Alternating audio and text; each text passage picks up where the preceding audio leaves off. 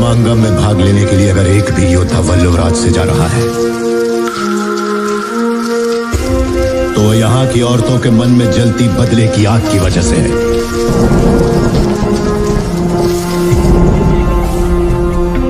ऐसी ही वीरांगनाओं की कोख से मैंने और तुमने जन्म लिया है।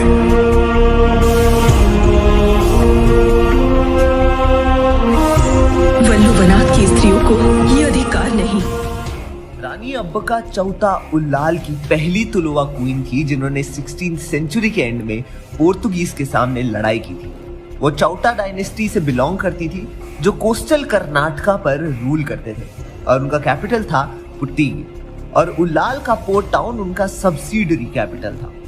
पोर्तुगीज लोगों ने उल्लाल को हथियाने के काफी प्रयास किए क्योंकि ये जगह खास थी, लेकिन रानी अब्बका ने 4 दशकों तक उनके सारे प्रयासों पर पानी फेर दिया और उन्हें मुंह तोड़ जवाब देती रही और उनकी इसी बहादुरी की वजह से उन्हें अभय रानी यानी द फियरलेस क्वीन के जैसा जाना जाने लगा। इतना ही नहीं, वो उन पहले भारतीयों में से थी जिन्होंने बाहर से आकर हमारे देश पर कब्जा करने वालों से लड़ाई की हो और साथ ही कभी कभी उन्हें first woman freedom fighter of India के नाम से भी जाना जाता है। साथ ही कर्नाटका और तमिलनाडु में उन्हें रानी कित्तूर चेन्नम्मा, केलाड़ी चेन्नम्मा, रानी चन्ना भैरा देवी और ओनके ओबावा जैसी वुमेन वॉरियर्स और पेट्रियट्स की कई तरह मान दिया जाता है। अगर उनकी पोर्तुगीजी के साथ हुई लड़ाई की बात करें तो गोवा पर अपना कब्जा जमाने के बाद उन्होंने साउथ इंडिया पर अपनी नजरें गड़ाई और सबसे पहली नजर उनकी उल्लाल पर ही गई क्योंकि यहाँ पर तरह तरह के स्पाइसेस पोर्ट था और अरब जैसे देशों में से यहाँ से स्पाइसेस जाते थे और उस समय पोर्तुगीज, डच और ब्रिटिश तीनों ही छोटे छोटे रीजन्स पर अपना शासन जमाना चाहते थे, लेकिन लोकल रीजन्स उन्हें कड़ी टक्कर दे रहे थे और उन्हीं में से एक थी रानी अब्बका जिनके मंत्रियों में जैन्स, हिंदूज और मुस्लिम्स शामिल थे। उन्होंने अपनी देखरेख में मलाली पर डैम का काम करवाया जिसके लिए उन्होंने बियरिस को बुलाया था और साथ ही कलिकट के जैमोरिन के साथ भी हाथ मिला लिया और उन्होंने साथ में मिलकर पोर्तुगीजों को तट पार नहीं करने दिया। उनकी बहादुरी को देखते हुए बंगा डायनेस्टी और बिदनूर के राजा वेंकटप्पा नायका ने भी आगे उनका साथ दिया।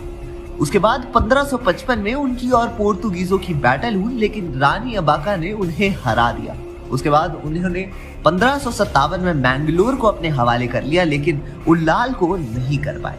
उसके बाद 1568 में पोर्तुगीज जनरल ने युक्ति लगाई और उन्होंने उल्लाल को अपने अंडर कर लिया और साथ ही रॉयल पैलेस पर भी कब्जा कर लिया, लेकिन अब्बका वहां से भाग निकली और अपने सैनिकों को अटैक के लिए भेजा और उन्होंने पोर्तुगीज सैनिकों को बंदी बनाकर जनरल को मार गिराया। उसके बाद भी बैटल्स होती रही और फिर रानी ने अहमदनगर के बिजापुर सुल्तान के साथ हाथ मिलाया और 1570 में एक बड़ी वॉर हुई जिसमें अब्बका ने अपने पति द्वारा ही धोखा खा लिया और पोर्तुगीज का उन्होंने साथ दिया, जिससे वो ये वॉर हार गई और उन्हें कैदी बना लिया गया। इतना ही नहीं, उन्होंने जेल से भी रिवोल्ट किया और लड़ते लड़ते ही वो शहीद हो गई और आज भी उन्हें लोग एक केयरिंग क्वीन की तरह याद रखते हैं जिन्होंने लोगों के लिए दिन रात काम किया और मरते दम तक लड़ती रही। और ऐसी ही बहादुर वीर रानी की कहानी बाहुबली 3 में दिखाई जाने वाली है। तो आप हमें कमेंट सेक्शन में जरूर बताएं कि आपको कितनी उम्मीद है इस कहानी से